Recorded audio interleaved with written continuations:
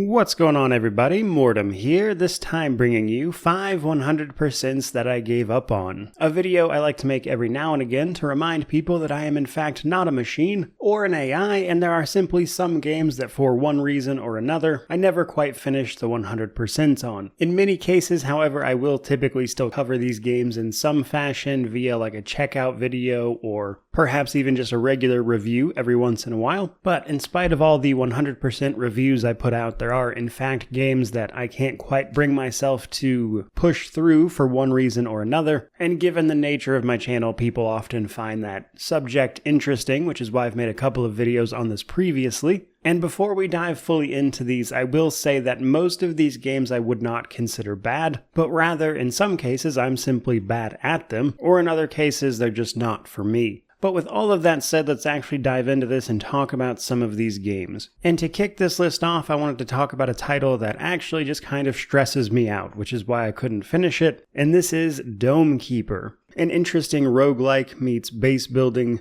type of game. We effectively play a miner of sorts on a planet who is tasked with both protecting this dome that we're in to facilitate our mining and then actually going down into the mines between waves to sort everything out and ultimately unveil a relic. I gave up on 100%ing this one because, as I mentioned, this game stresses me out and I'm also not very good at it. The core gameplay is pretty simple. Basically, you'll mine resources from the mine, bring those resources back to your dome, use those to upgrade the dome, which makes both mining things as well as defending the dome much easier. Every so often, you'll deal with a wave of enemies that you have to make it back to the dome in order to defend from, so you're constantly on a little bit of a timer. It's basically mine as much as you can until the timer goes away, but you have to be back in your dome when the timer ends so you can effectively fend off the waves of monsters attacking your dome. So it's a game about balancing the upgrades and materials you're finding on top of being up against a timer, and all of that together makes for a game that, again, stresses me out a little bit, which is compounded by the fact that I'm just not very good at it. I never know what to prioritize in terms of upgrades and the like, and then the longer the game goes on, the further down you have to go, which means the less time you have to mine, which means you need to focus on things like speed, etc., but then your dome falls behind.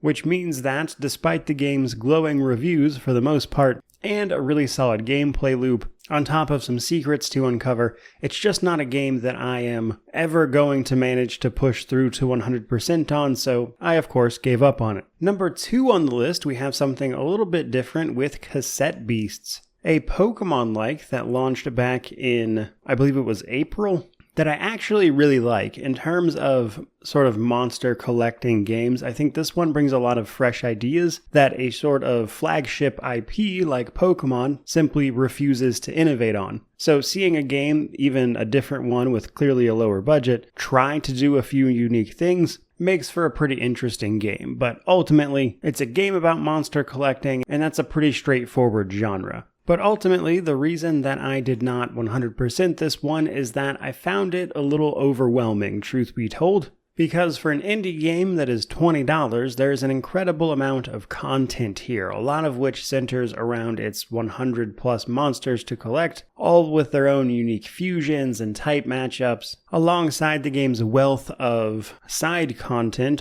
I could tell that 100%ing this game would be an ordeal that I just couldn't quite bring myself to fully dive into. Especially since there was nothing about the world of the game that was really drawing me in past the basic premise. So I decided to just give it a pass. Moving right along to number 3, however, we have an interesting indie roguelike via Have a Nice Death, a 2D side-scroller where we play as the Grim Reaper. Over the millennia, he has turned the process of death into a bit of a bureaucratic nightmare, and he finds himself needing to reel his employees in. So you fight through a bunch of roguelike stages, fighting bosses that are in fact your employees, in procedurally generated runs that have us winding our way through the offices and paperwork of death. Overall, it's a charming little game, and the reason I didn't wind up finishing it and, gave up on it, of course, is simply that I have a lot of trouble playing 2D side-scrollers for a significant period of time. Somewhat ironically, as someone who covers a lot of CRPGs, I will often hear people say that isometric style games are something of the past and that people have moved on, etc. And while I certainly don't think that's true, it is ironically kind of how I feel about side-scrollers. They don't really capture my interest, and while they can certainly be good and I enjoy them every once in a while, like I think Have a Nice Death is a great game, it nonetheless reminds me of those times playing things like Mario when my age was in the single digits. So admittedly a bit of a huge bias from me, but I'm really not into side-scrollers. And as such, I just could never finish something like Have a Nice Death, and it's why I don't really play games like Hollow Knight, for instance.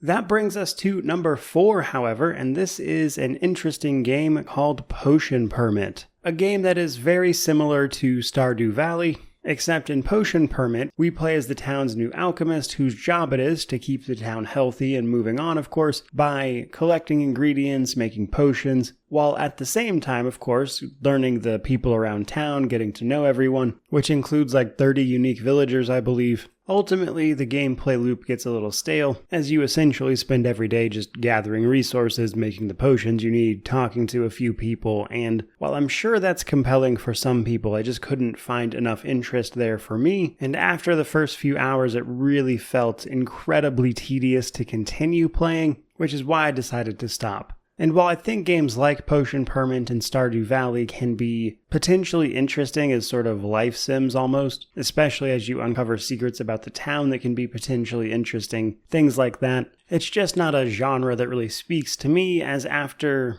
a little while the game starts to feel a little aimless. But nonetheless, that does bring us to our final entry on the list, and this is Company of Heroes 3, a real-time strategy game that released earlier this year, of course, from the Company of Heroes franchise, and 3 in particular featured a few different story campaigns, including their new dynamic campaign map, which allows you to take on the Mediterranean theater of World War II, with the individual strategy maps, including things like almost fully destructible terrain and buildings. The game, I think, had a few things going for it. But unfortunately, a lot of the battles especially just felt kind of tedious, with units that could be more difficult to control than I felt it really should be. I also wish they had added in a few more factions, as the 4 the game ships with is pretty small. After a few missions though, the battles themselves get particularly repetitive and coming down to sheer power really, rather than tactics or strategy after a point. And while none of this game's problems were, I would say, insurmountable, I believe it was the very first patch they put out after the game launched, they added in a cosmetic shop to the game, which was just really annoying to see and kind of killed any interest that I had in pushing forward with it, so I just kind of dropped it and moved on, despite a few people having asked for me to cover that one in particular. But that is pretty much going to do it for this video. There are 5 100% that I just couldn't quite manage to push my way through and complete, which does happen every so often. With that in mind, let me know what you think about these titles down in the comment section below. Perhaps some games you yourself couldn't quite be tasked with finishing in their entirety, or just difficult games to 100% in general, though in that regard multiplayer games tend to take the cake in my experience. That's going to do it for me either way though. Don't forget to like, comment, subscribe, all that YouTube jazz. But regardless of any of that, truly, just thank you so much for watching. I really do appreciate it. May you wander in wisdom and have an amazing day.